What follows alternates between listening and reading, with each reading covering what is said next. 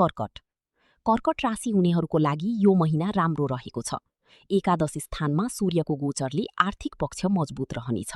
रोकिएका पुराना कामहरू पुनः प्रारम्भ हुनेछन्। साझेदारी व्यापारमा लाभ रहनेछ। आत्मविश्वासमा वृद्धिको साथै मान प्रतिष्ठामा वृद्धि हुनेछ। नोकरी वा पेसामा अधिकारी वर्गहरूबाट प्रशंसा पाइएला। सामाजिक क्षेत्रमा सक्रियता बढ्नुका साथै प्रभावशाली व्यक्तिहरूसँग सम्पर्क बढ्नेछ। दशम स्थानमा मङ्गलको गोचरले गर्दा चुनौतीपूर्ण जिम्मेवारीहरू सम्पादन गर्नमा सफल भइनेछ। प्राविधिक क्षेत्र र प्रतिस्पर्धाको क्षेत्रमा राम्रो सफलता हात लाग्नेछ। पढाइको दृष्टिकोणले यो महिना सकारात्मक रहेको छ। टेक्नोलोजी सम्बन्धी क्षेत्रमा अध्ययनरत विद्यार्थीहरूको लागि परिणाम अनुकूल रहनेछ। प्रेम सम्बन्धलाई लिएर सचेत रहनुहोला। आवेग र अहङ्कारको कारण सहकर्मीहरूसँग विवादको सम्भावना देखिएको छ। सावधान रहनुहोला। स्वास्थ्यले साथ दिनेछ, तर मौसमी बिमारी र असंयमित खानपानले समस्या उत्पन्न गराउला। सावधान रहनुहोस्।